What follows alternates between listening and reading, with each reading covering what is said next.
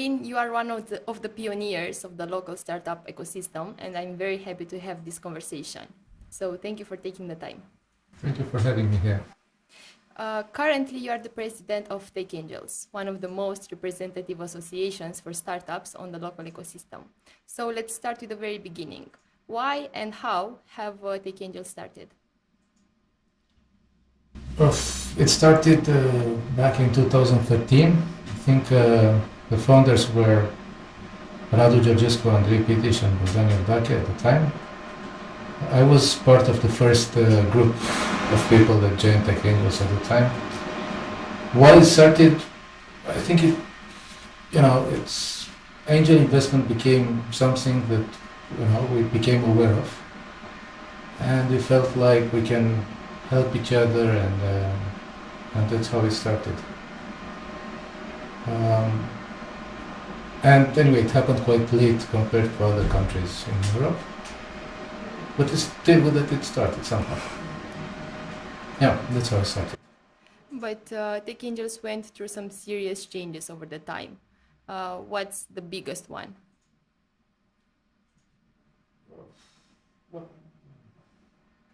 At a certain moment we started to grow. We are now quite a serious group of business angels. We are at the European level in all respects, in terms of number of people, in terms of number of investments, in terms of volumes and so on. And this probably happened since 2, 3, 4 years that we started to grow. And basically the group started to grow together with the ecosystem. So the whole ecosystem actually evolved quite a lot in the last years. Mm-hmm. And if there was a magic brush, what would have you magically changed in your processes over the year? Like, I don't know, maybe sales generation or startup management? I mean, with the group? With the group, yeah. Well,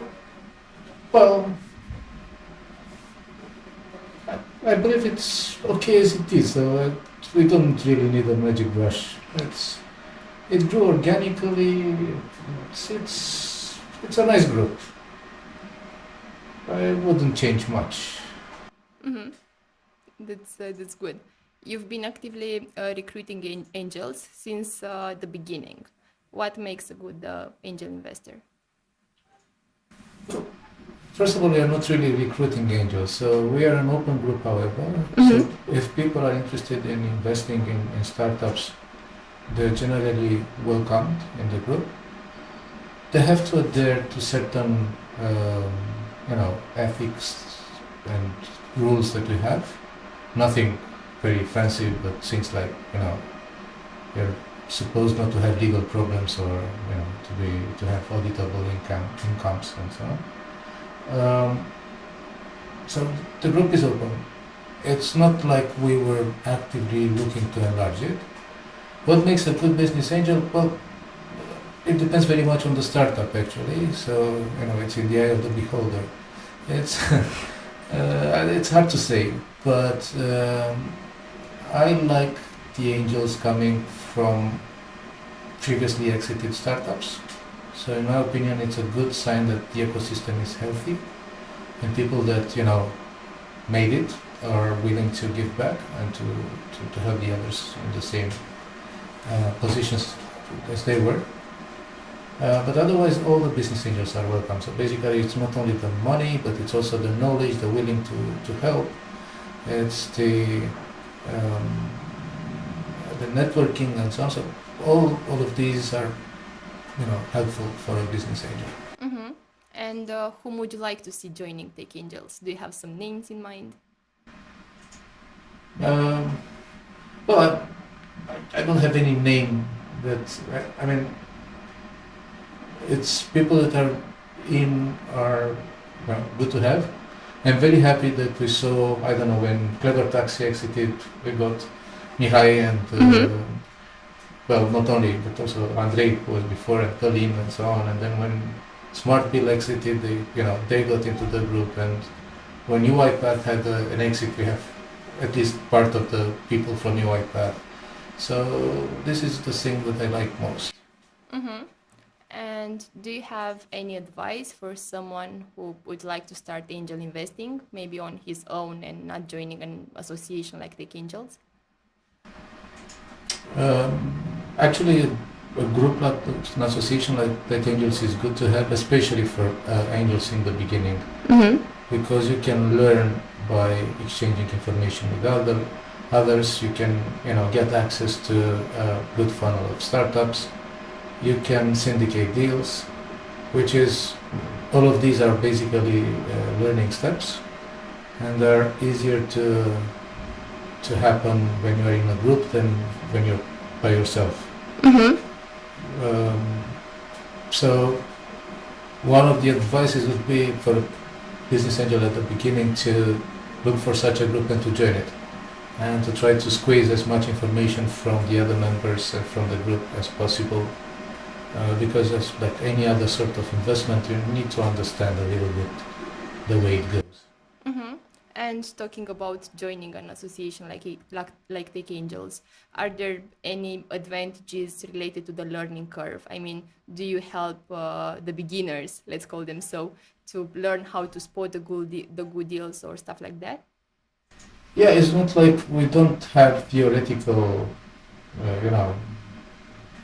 courses or something like that, or workshops, but we do. I mean, we at the Techangels we meet every week, every Tuesday, and the last Tuesday of every month is where we meet just without startups. We meet just ourselves, and then we talk about topics that could be of interest for business angels, but not in a scholastic way. Rather it's like sharing of information. So I don't know. We talk about exits, so then people talk about what was their experience when exiting, what did they learn, and how was it, and what was good, what was bad, or about term sheets, or we bring a topic and then we discuss about that, which, in my opinion, it's more valuable than having a crash course on term sheets. So yes, there is then as the group grew quite fast, so we were like 20 members 3 years ago, now we are 120. So there are quite a lot of new people in the group. Obviously, a lot of them, they don't have experience into investing as a business angel, so they can use this sort of information. And about how to pick up a startup, it's hard to say. I mean, it's hard to define a cookbook on how to pick up a startup. But then you can see what the others are doing, so you can see what startups get to be invested. You can be part of the syndicate. You can see what are the discussions, what works, what doesn't work, what are the questions. So it's it's not a theoretical exercise; it's rather a practical one. For me, I prefer the practical one to the theoretical one. And because you have mentioned about picking the right startups, I have a spicy one for you. Right. What's the average success rate for Techangels? How do you define success rate? I don't know, the exits that you have made, or for Techangels, it's difficult to set up a statistic because again, it's quite a large number of people, and we do collect some numbers on a quarterly basis, but they're rather into how much each invested in the respective quarter, rather than what number of exits they had. In my case, I had 2 exits, one full exit and one partial exit, and the success ratio is very good. Yeah, in terms of volumes, I'm profitable. That's good to know. And it's a good insight for the angels out there. Yeah. So far I invested in 14 or 15 startups. One of them has been sold, but still what I earned is much more than everything I invested. So, can you give us a name of a good bet that you have? The full exit, I had Green Horse Games. Yeah, it was a very successful startup. And maybe a bad experience that you have as an angel investor? So far, I couldn't say I had a bad experience. I didn't write off any of the investments I had. I have a couple that are not performing great, but I wouldn't say they were a bad experience. I have one which is not, but it's not a Romanian one.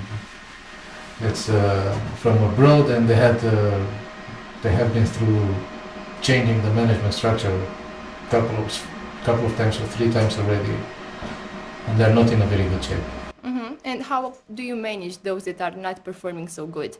How actively are you involved in their daily activities? We tend to get more active once things are, even if we get more active either if they're very, well doing, or if the things are getting sour, so in both cases you get more active, but for different reasons. In case the things are not working right, you try to fix whatever can be fixed, but usually it's too late. So, yeah. Okay. Mălin, you are one of the ecosystem builders, and you have been present in, startup weekends, founder institutes, Techcelerator, so a lot of time involved in the local startup ecosystem. And how do you manage the time that you allocate for your own business and the time that you allocate for Techangels and all the startups initiatives? Well, I'm lucky to have good people around me in both my company and Techangels.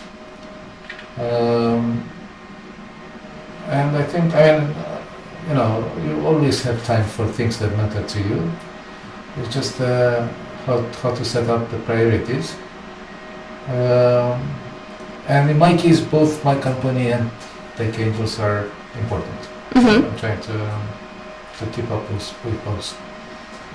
And here may be a good tip for our listeners. How do you set up your own priorities?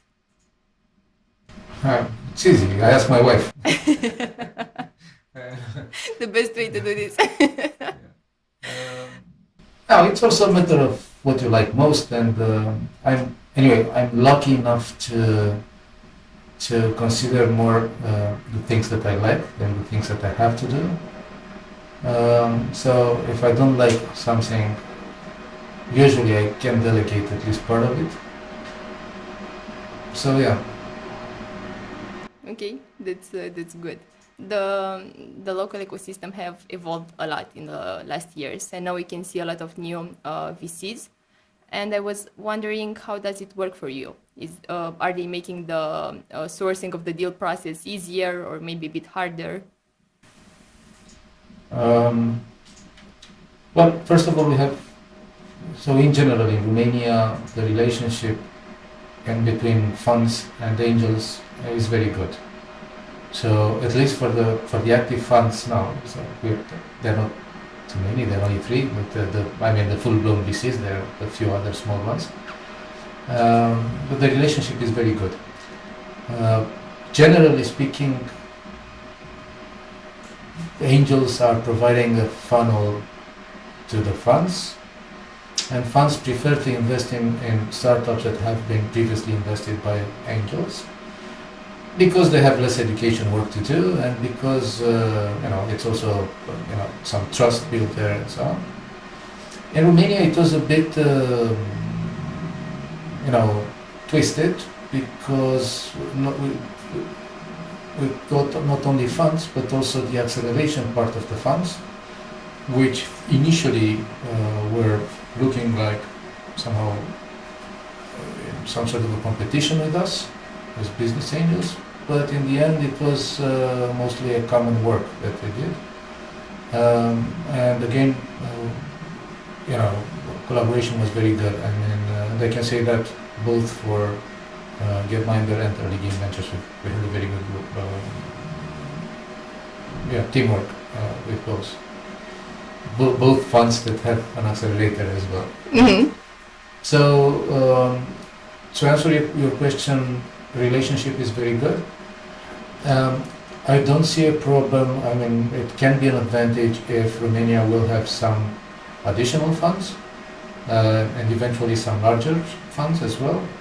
it would be a good idea if we could attract some startups from abroad Romania.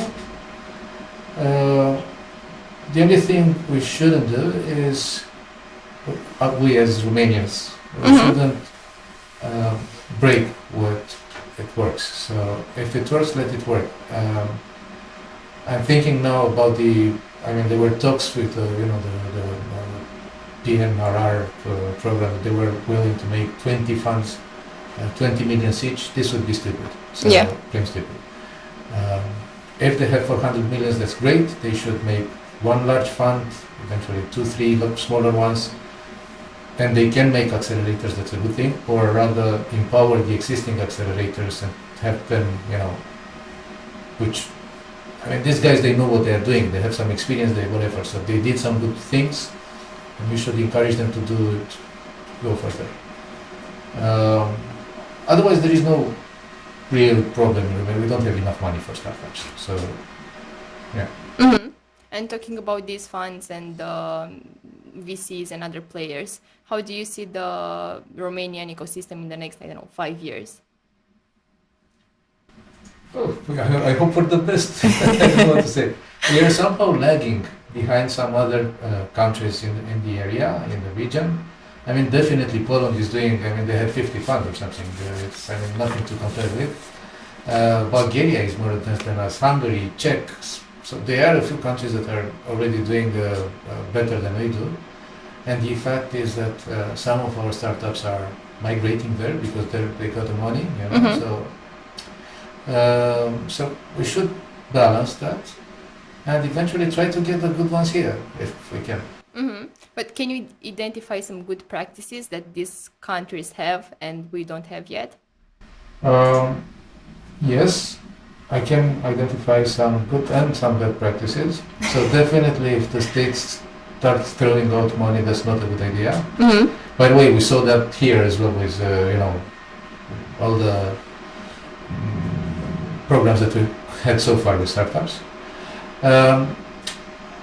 A good practice is when the states are really looking to attract the startups and the brain, the talent, rather than trying to nail them to block them to do things. So we should be trying to give them a good bait so they come here. Mm-hmm. And then we shouldn't do anything, in my opinion, forceful to keep them here. So if we can do it naturally, that would be great.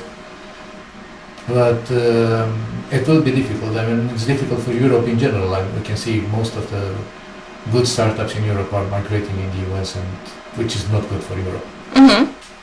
But it's hard to believe that Romania will find a solution that the rest of Europe didn't find yet.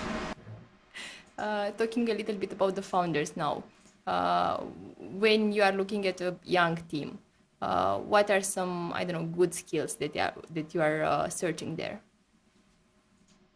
Young teams, like young people. Young people.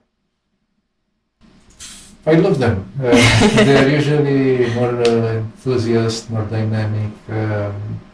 They're, changing things more substantially than the elder people. This is what I like. What I don't like is that you always have to coach them, and sometimes they don't accept that. And at least I myself, I'm not pushing it. So if they don't want it, I don't give it to them. Mm-hmm. But then I believe the young people still need some coaching.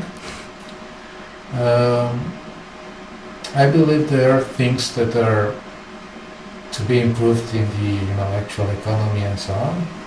But there are also things that are working, and we shouldn't reinvent the wheel every time. Sometimes we just take the models that work. If it makes sense to reinvent the wheel, then by all means let's do it, but if it makes sense, so not for the sake of reinventing. Mm-hmm. So yeah, I mean, um, for me, age is not a criterion when picking up startups. Mm-hmm. Yeah, of course. And do you have any advice for the local founders, maybe business related and investing related? Well, usually when I get to talk to founders, I do have advices. Now, I believe it's one, as I said before, I think this is one piece of advice that makes sense, that they should be willing to learn and to listen and to understand and to,